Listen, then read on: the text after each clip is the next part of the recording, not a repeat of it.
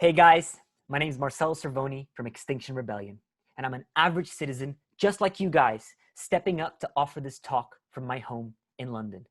Now, I've been trained to give this talk, and all the facts that I'm going to display here come from a multitude of diverse sources from scientists all over the world.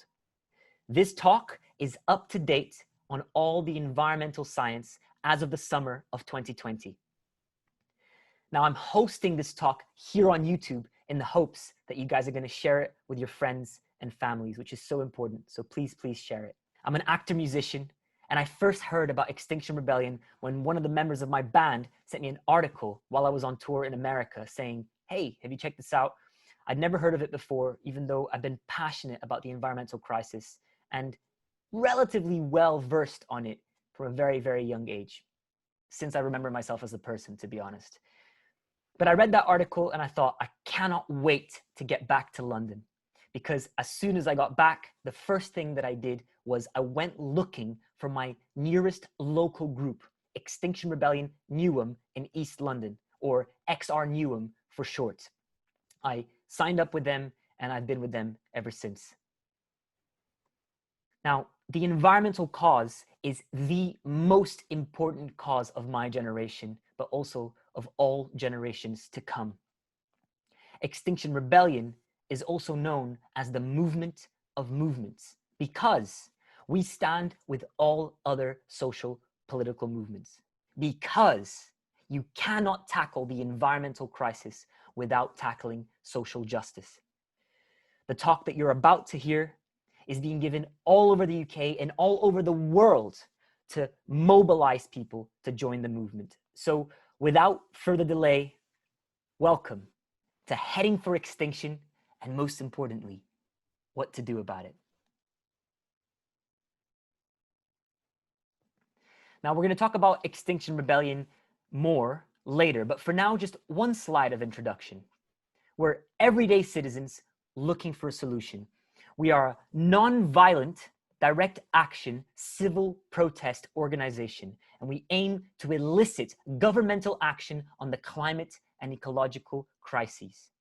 We have recognized that individual action is not going to be sufficient to tackle these crises.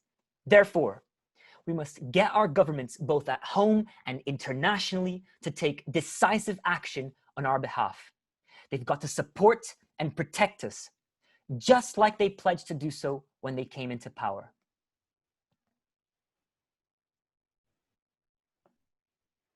Now, the world's most pressing problems are closely interlinked, but at the heart of it all sits power. Power, both financial and governmental, is concentrated in the hands of a very small minority of humanity. Think political leaders, think global corporations, think financial institutions.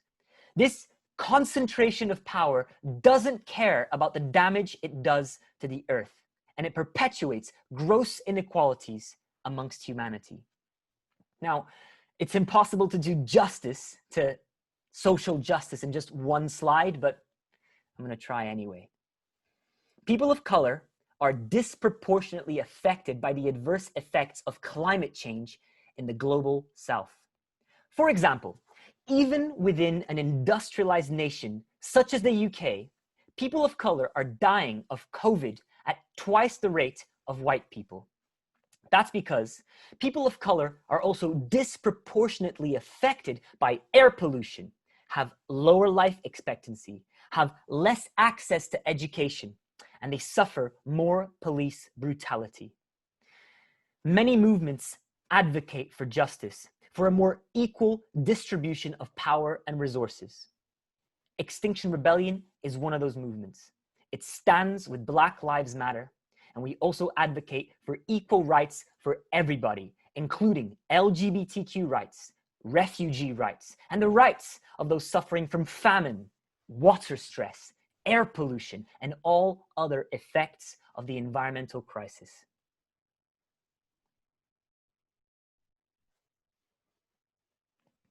Our civilization is more fragile than we like to think. The COVID-19 pandemic shows how vulnerable our big, strong, and technological society really is. It gives us a timely clue what the much bigger and nastier monster of the climate crisis can be like. Now, XR has been accused of applauding the coronavirus pandemic for reducing fossil fuel use. That is not the case. The likely drop in carbon dioxide emissions for 2020 resulting from measures used to combat COVID-19 is likely to be around 4 to 7%. The impact of this cut for 1 year alone will make no difference to global heating. Do you guys remember the 2008 financial crash? Well, that also showed a drop in greenhouse gas emissions, but it was temporary. By 2011, levels had returned to the original trend and continued to soar upwards. So going back to business as usual is not an option.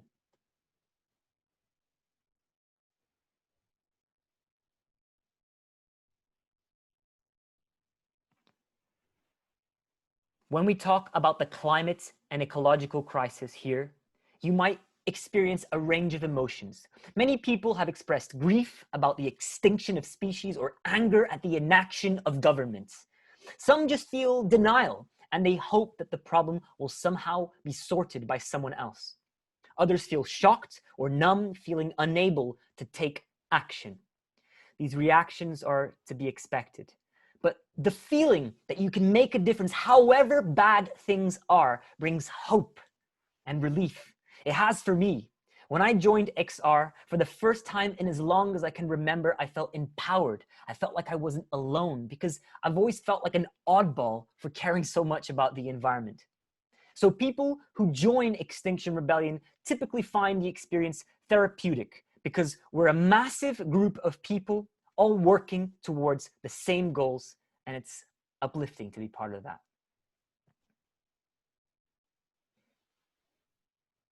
This beautiful planet is our life support system. Everything we need is contained in this sphere: the air we breathe, the food we eat, the water we drink, and the ground we build our homes upon. Our planet is a complex, interdependent system. And you've probably seen some of the placards that people carry saying, "There is no planet B."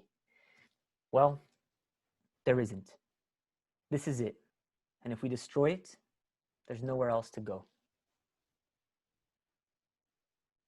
Now, on the one hand, we're causing climate destruction, but on the other, we're also causing ecological destruction. This threatens the survival of living creatures and plants as well as ourselves. But let's begin by talking about the climate crisis first. The scientific consensus is overwhelming. There is no doubt left that humans are causing global heating. The consensus is shared by over 99% of climate scientists according to an ongoing study. Scientists from all over the world also agree that 100% of global warming since 1950 is due to humans, and that nearly all heating since 1850 is due to greenhouse gas emissions and other human activities.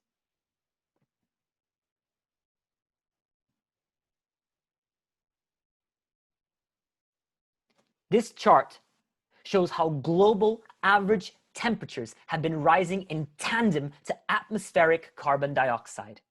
It shows atmospheric concentration of carbon dioxide over the past 2,000 years, which is the red line that you can see. And then it also shows the average annual temperature from 1880 to 2019, which is the blue squiggly line that you can see. The graph is called the hockey stick graph because it looks like a hockey stick. Now, although there are variations from year to year, the overall CO2 trend is upward. Before the Industrial Revolution, carbon dioxide pretty much stayed somewhere around 280 parts per million in our atmosphere. After the Industrial Revolution, carbon dioxide emissions and therefore concentrations in the atmosphere began to skyrocket. This rise in atmospheric concentration is mainly due to the burning of fossil fuels such as coal, oil, and gas. Global average annual carbon dioxide concentration was 411 parts per million in 2019. Each year brings record new levels, and the rate of increase in carbon dioxide concentration is accelerating. Increased CO2 causes an accompanying temperature rise. We are already at 1.1 degrees Celsius above pre-industrial global average temperature levels, and heading for around 3 to 4 degrees Celsius or more by the end of the century. Now, when you talk about global heating, you might say, well, the Earth has had several warm periods in the past, several warmer periods in the past even, so what's the big deal? Or you might say, isn't a scale of only 2,000 years a little myopic to give us a complete idea of the Earth's climate trend? And to that I say, fair enough. So let's take a look at 5 million years into the past. Now, before you read anything else, before you look at anything else, the most important thing to draw your attention to on this graph is the green line across the middle. So look at this green line right now. That line represents the global average temperature during the formation of our modern human civilizations. So that's the period when we developed agriculture, started to settle permanently in towns and cities, and we began cooperating in large numbers. We refer to this period as the Holocene. The squiggly lines you see in black and blue represent the temperature anomalies over the last 5 million years. That means spikes above or below that ideal average temperature, which is represented by the green line.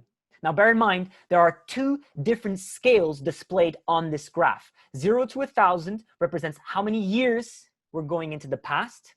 And then on the left, 2, 3, 4, 5 represents how many millions of years we're going into the past. So why on earth are we looking at this graph?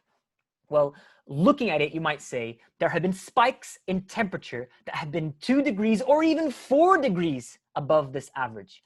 However, if you look closely, all those spikes were before 10,000 years ago. And why is 10,000 a relevant number? Because civilization as we know it, agriculture, industry, and science, did not exist before then. Human civilization as we know it has not existed on a +2 degrees Celsius Earth. And the human species itself, which evolved around 200,000 years ago, has not existed at all on a +4 degrees Celsius Earth. We don't know if it can.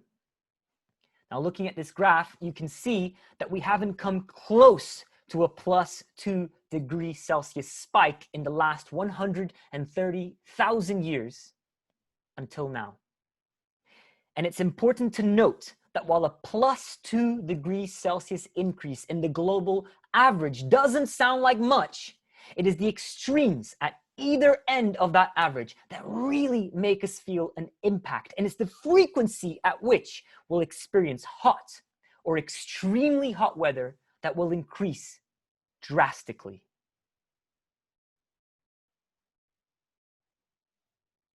Now, the climate crisis is not something bad that might happen in the future. It's something bad that is happening right now. We are already seeing 4 big effects of just 1.1 degrees Celsius of heating above the average pre-industrial levels. 1, drought. Global warming has contributed to droughts since at least 1900, and the influence will get stronger. 2, storms.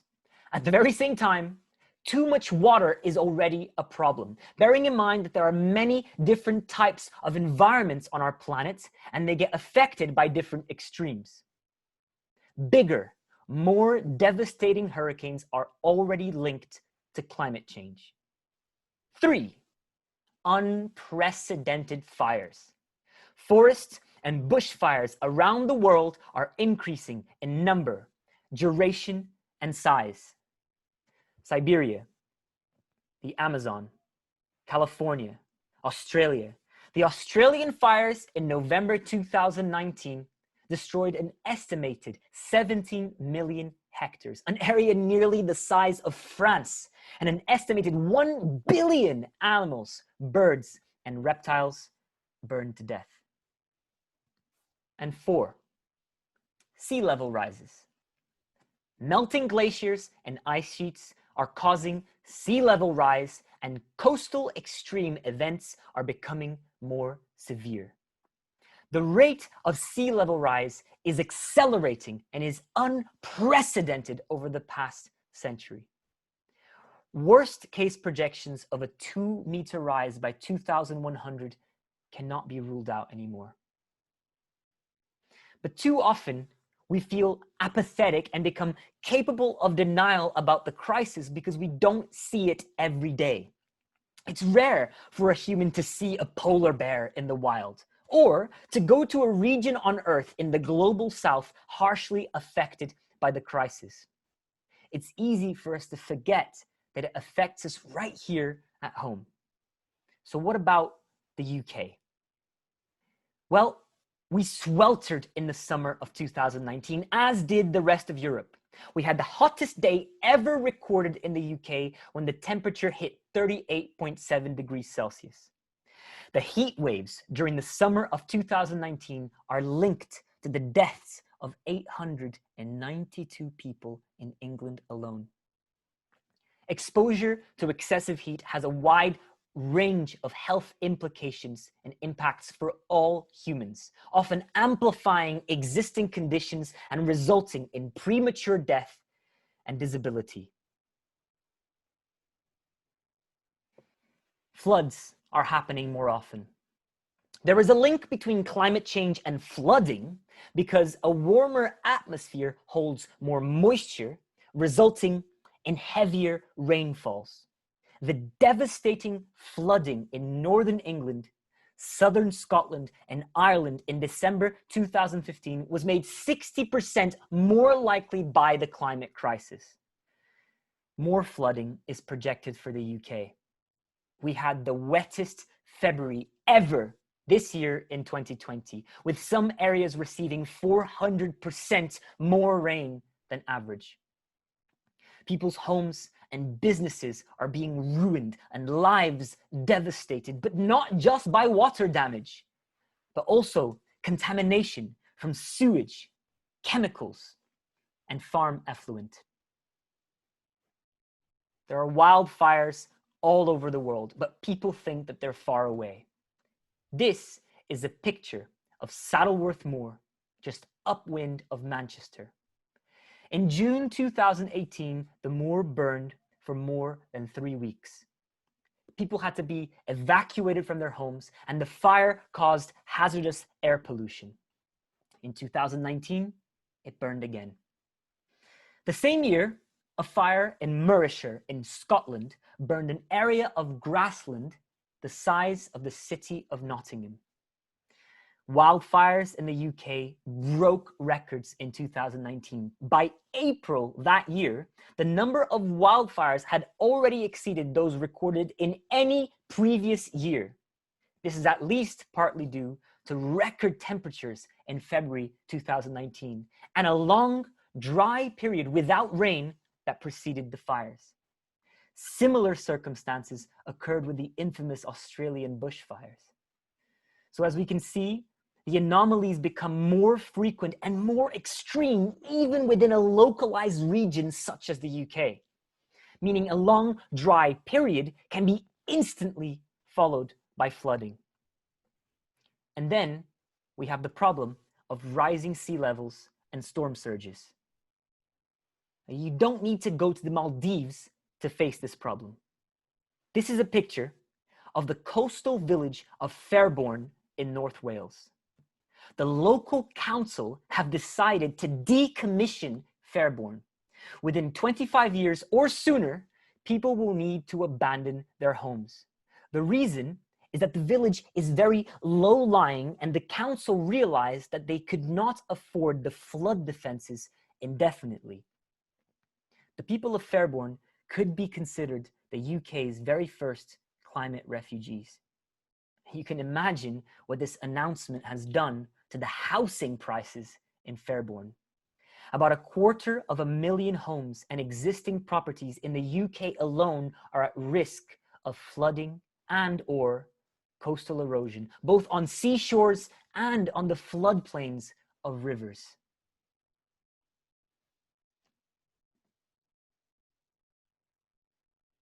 Now, we've already talked about a 1.1 degrees Celsius increase so far, but we need to look into the future. We are already at 1.1 degrees Celsius above pre-industrial levels and heading for 3 degrees Celsius with current policies. But given historic failures to curb emissions, we could be heading for a 4 or even 5 degrees Celsius increase by the end of the century, which would be disastrous for much of the world's population. What will happen as the heating continues?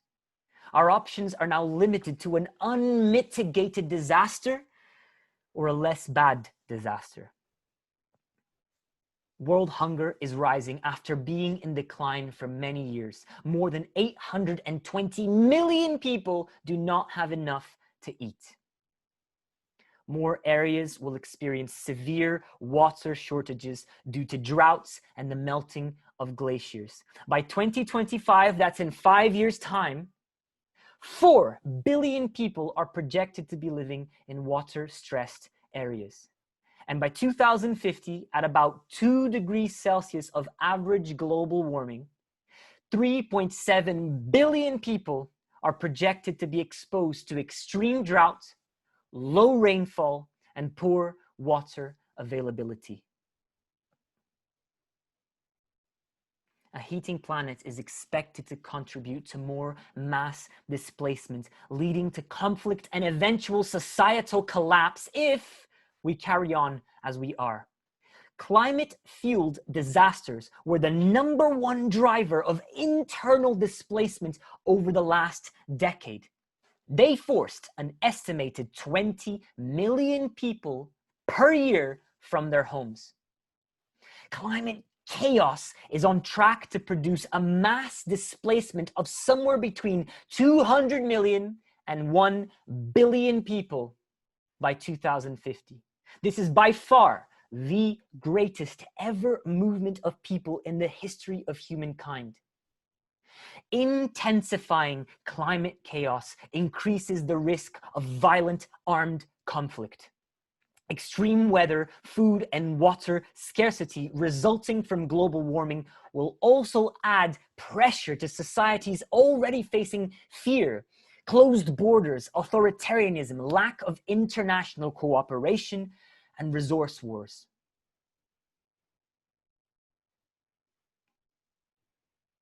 More people will die and become ill as more of us are exposed to extreme temperatures. Global average temperatures do not reveal the extremes of heat that people will experience. A 1.5 or a 2 degrees Celsius increase in the global average doesn't sound like much, but it's the extremes on either side of the average that really matter. If average global temperature rise reaches 3 degrees Celsius, the average person, just like you and me, is expected to experience a temperature increase of 7.5 degrees Celsius.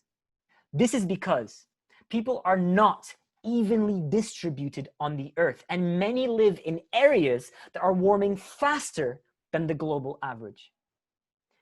At a 1.5 degrees Celsius increase of average global heating, 4 billion people are expected to be exposed to damaging heat waves, and that number rises to 6 billion people at a warming of 2 degrees Celsius. If global temperatures reach 3 degrees Celsius as forecast by the end of the century, about 1/3 of the world's population will be living in extreme heat, proportionate to the human population at the end of the century. If greenhouse gas emissions continue to rise unabated, leading to a potential increase above 3 degrees Celsius by the end of the century, then a deadly heat stress is projected to affect 3/4 of the world population.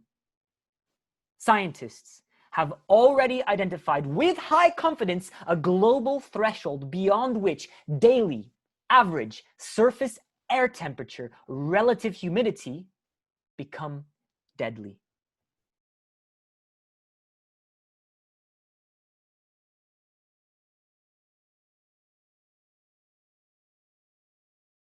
We could be heading for a destructive 4 to 5 degrees Celsius rise by the end of the century. This warming is serious enough, but there's a real risk that it will be even worse as a result of feedback loops and tipping points.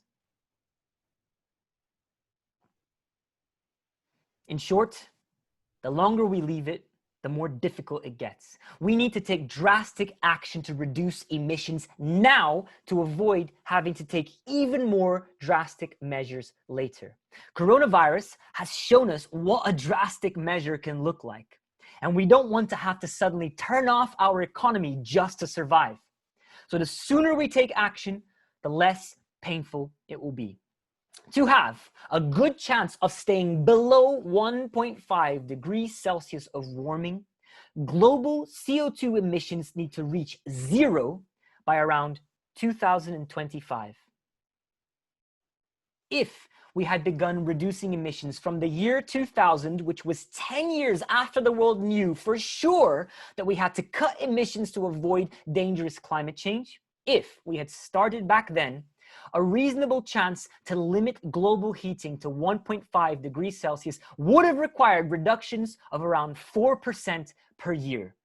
That could have been relatively easily achieved. Starting today, we need a lot steeper reductions year on year. And if we leave it for later, we will need steeper reductions still.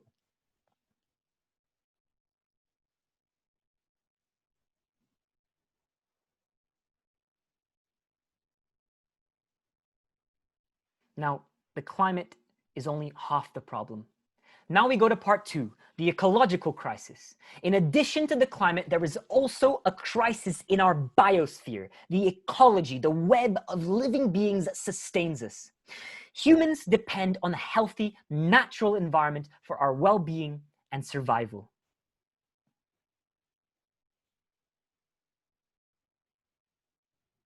In 2019, a hard-hitting international report backed by the United Nations had these things to say about the impact of humans on the planet. Number 1, nature is declining globally at rates unprecedented in human history, and the rate of species extinction is accelerating. Number 2, around a quarter of species are already threatened with extinction. Species are being destroyed at rates at least 10 to 100 times higher than the background average extinction rate over the last 10 million years. Number 3, humans affect 3/4 of land, 2/3 of the oceans, 3/4 of fresh water, leaving little room for anything else. 85% of wetlands have already been destroyed. And finally, number 4, the chair of the organization that produced this report said, "We are eroding the very foundations of our economies, livelihoods, food security, health, and quality of life worldwide."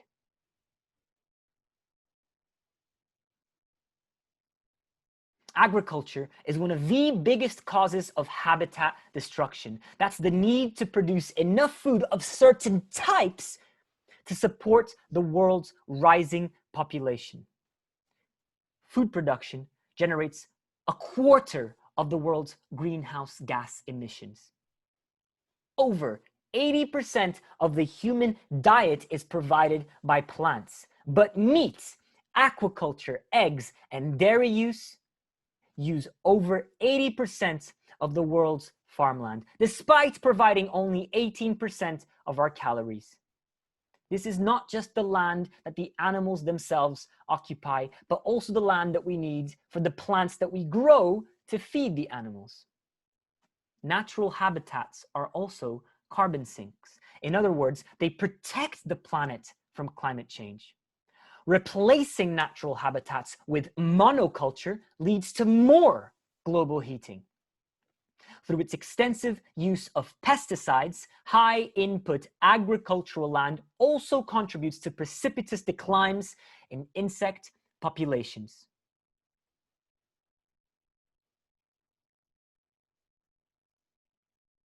A mass extinction of species is already underway. There have been 5 previous mass extinctions in the Earth's history. The last one was 66 million years ago. The current one is caused by exploding human consumptions, not natural events. What's more, humans know that it's happening and they know why it's happening. That is why it's better called an extermination. Today, by biomass, the mammals of the world are represented like this: 60% livestock, 36% humans, and only 4% wild. If we do nothing else, we need to stop CO2 emissions from fossil fuel burning. Everything else is secondary, because if we don't do that, then we will fail. It's that straightforward. To have any chance of keeping below 2 degrees Celsius, we need to stop emitting CO2 rapidly, entirely, and forever. Personal action on its own will fail. It is critical that our new approach encourages governments, international organizations, and corporations to change. I love this slide because now we look at what we need to do.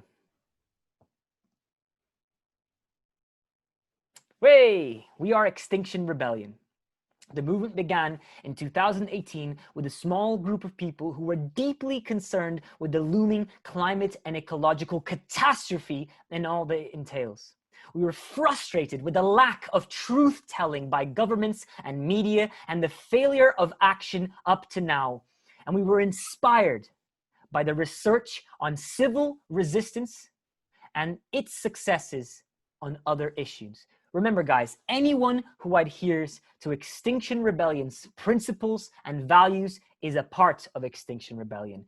There's no membership fee, and you don't need to wear a badge. Signing up for one of our newsletters is a great first step. So what have we tried so far? We've had global agreements, country-level legislations, legal challenges, traditional campaigning, and personal commitments to reducing emissions. None of our efforts have worked. How do I know? This is how I know. Since the formation of the IPCC, that's the International Panel on Climate Change, in 1988, we have emitted more CO2 knowingly than all of our emissions previously. And there are no signs that the tendency is changing, even when you include the effect of COVID-19. When people tell you that we are making progress, well, look at this graph. If this graph keeps on going like it's currently going, then we are failing. The curve might flatten or reduce this year due to the impact of COVID-19, but to avoid failure, any flattening must be followed by fast and deep cuts. We need to see the curve flattening now, then falling to 0, and then staying at 0 forever. Until we do, it's not working. When the rules don't work for us, we must break the rules. And we wouldn't be the first ones to do so. In fact, breaking the rules in the name of a good cause has a long and noble tradition. It has been used successfully many times in the past, notably by Gandhi, who organized the Indian Rebellion against British rule; Rosa Parks, who famously refused to give up her seat on a bus to a white person and triggered the American Civil Rights Movement; and Martin Luther King, who organized that movement and mobilized huge numbers of Americans to force changes to racially discriminatory laws. These people and the millions who surrounded them are regarded as heroes now, but at the time they were often vilified as criminals for breaking the law. You may have noticed that throughout history, elites with power and money tend not to give away their rights without being pressured to do so. Think of the universal vote, women's suffrage, gay marriage rights, racial discrimination, desegregation, liberty from colonial rule, equality under the law. Think of apartheid. Think of the Velvet Revolution in Eastern Europe in 1989. Civil resistance, also called disobedience or non-violent direct action, NVDA, which is Extinction Rebellion's preferred term, means normal, law-abiding citizens just like you and me breaking the rules and laws as a way to force change in a system that is refusing to change. That is why actions are Extinction Rebellion's main tactic. In order to be able to carry out disruptive actions and create dilemmas for the authorities, we need people who are willing to do things that risk arrest. Arrest itself is also a form of disruption as it uses police resources and court time.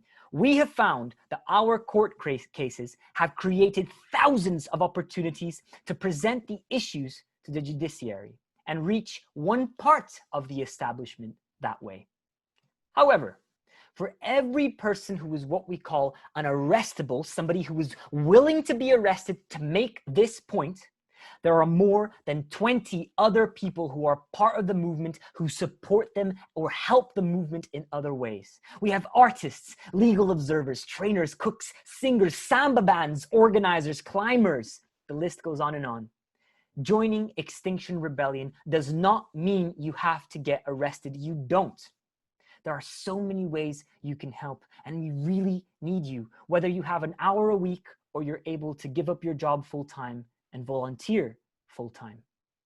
For example, in the last rebellion in October 2019, I was personally warned many times that if I continued to play music in the middle of the street, I would get arrested. Every time they warned me, I stopped playing because I'm not unarrestable and I'm not willing to get arrested. I came back every time, though, a few minutes later, to continue motivating other rebels. Also, once you join the rebellion, there are loads of handy packs with instructions on what to do to avoid arrests, what to do if you get arrested, and what to do if you see someone getting arrested. I particularly want to draw your attention to our top tasks, as these form part of a mass mobilization strategy. These tasks include leafleting and stalls, phone banking, door knocking, giving this talk, and house meeting. None of these tasks risk arrest. So if you can do any of these things, you can help grow the movement as fast as possible. Civil disobedience works only when it's a mass movement which is broad and diverse. We want to have 1 million people actively involved. Now we have 3 big, clear demands. The first is for the government and the media to tell the truth about the situation that we're in. That means the kind of information that we covered in the first half of this talk. Everybody should be told about this in the same way that people were told about the threat from Nazi Germany, not in the way that they were told about the threat from the coronavirus pandemic in a confusing way. The second demand is for the governments to act now. We need them to send legally binding targets for greenhouse gas emissions to reach net zero by 2025. And number 3, my favorite demand of all, is for the government to help us set up a citizens' assembly to decide how to address the issues. Their recommendations must be legally binding. And a citizens' assembly would be commissioned and funded by the government, but independently organized and run. Extinction Rebellion would not be involved in the setup nor the running of said assembly. The aim is to strengthen our democracy. Now, very quickly, I'd like to give you guys a little brief on what a citizens' assembly is. We want it to exist because our current system is failing. Citizens' Assembly can be trusted by the public because they represent the public and its many different demographics within any given population. Because a citizens' assembly has people who come from all walks of life, research shows that what they decide is more accepted by the public. People know someone like me was on the assembly, so more easily accept their decision. Also, the decisions made by citizens' assembly are usually better because members, unlike politicians, are not worrying about their career or what the press will say. Members of a citizens' assembly are not getting distorted views from wealthy donors, lobbyists, or by coming only from privileged backgrounds. There is no lobbying involved and there is no re-election pressure on the members of a citizens' assembly, unlike our current system, where the focus on the next election makes it difficult, if not impossible, for politicians to take a long-term view. So a citizens' assembly is a way of upgrading and strengthening our democracy. We demand a government-supported assembly working in conjunction with the government. This is because only national government has the power and resources to coordinate and make the policy changes required to tackle the climate crisis. In case you guys are still wondering how it actually is set up, here's a very quick step-by-step. A citizens' assembly is a large group of people who are selected at random through a process called sortition to represent the different demographics of any given society. This means the people are selected to reflect the population in terms of age, sex, ethnicity, social class, and sometimes relevant attitudes, for example, a preference for a small or a large state. They are brought together to learn about and discuss an issue, and they create resolutions as to what they think should happen. Depending on the issue, though, they may meet over weeks or even years. First, though, they are taught critical thinking and discussion skills, including how to work together and listen to each other. They then hear from experts and stakeholders. Stakeholders means the people directly affected by the issue at hand. In this case, people directly affected by the climate crisis, like the citizens of Fairborn in Wales, for example. Remember, the assembly is made up of ordinary people from a broad range of backgrounds and opinions. They read submissions from the public and explore different options and solutions, and then they deliberate in small groups. They will have to consider each other's views and lives and then decide what is the best way forward for everyone together. They draft and vote on recommendations, and then the government has clear instructions as to what its citizens actually want. The government then debates and implements these recommendations. Remember, guys, citizens' assemblies aren't a thing of the future. They have worked very well in the past. The Irish Citizens' Assembly included topics like a constitutional change on women's sexual health, as well as national action addressing climate change. In Poland, citizens' assemblies determined protective actions against city flooding. The Extinction Rebellion website includes a lot of information about citizens' assemblies under our Demands tab, so please check it out. Remember, you don't need permission to join or get involved with XR. You can visit the website for all sorts of information on our demands, our values, events, and groups. You can also sign up for our global newsletter or the UK newsletter. If you got your phone on you right now, you can just take a photo of the QR code and it will take you straight there, or check the description below where I'll be putting all the relevant links. I want to leave you guys with 2 key takeaways. Number 1, do not believe for a second that if you have made your personal commitments, then you have done your bit. Forcing government action is necessary. Personal commitments are not enough. And number 2, do not believe for a second that XR have got your back, that you can sit back and relax because we're acting on your behalf. In XR, we've got each other's back, but we need people, lots more people. We need you. The planet needs you. Life itself needs you. And if you're based in and around London, please come to Extinction Rebellion Newham's next local action, which will be the Cycle Caterpillar, which is a bicycle ride where a large group of people ride in a line and people wear different colored tops so we look like a big caterpillar. And it's off-road mostly, and it's a family-friendly action. So I hope you guys can join us. At the end of the Cycle Caterpillar, there will be a socially distanced park gathering. I will actually be performing some music at the park gathering, so it would be lovely to see you guys there. However, there are many other actions being organized by local groups all around you from the 28th of August to the 31st of August 2020 in the UK. And then in September, the National Rebellion begins in the UK. Here at home, that means it's going to have 3 center points: London, Cardiff, and Manchester. That way, rebels from all over the country get to go to their nearest gathering point. But rest assured, this movement will continue beyond 2020. So if you can't join now, please consider signing up to one of our newsletters and helping the movement grow in the years to come, because every year is a crucial year. Thank you so much for your time and attention. I hope you found this useful and motivating. We really hope to see you guys out there in the streets with us. If you have any questions, please pop them in the comments below and I'll answer them. I'll leave you now with the words of Robert Swan.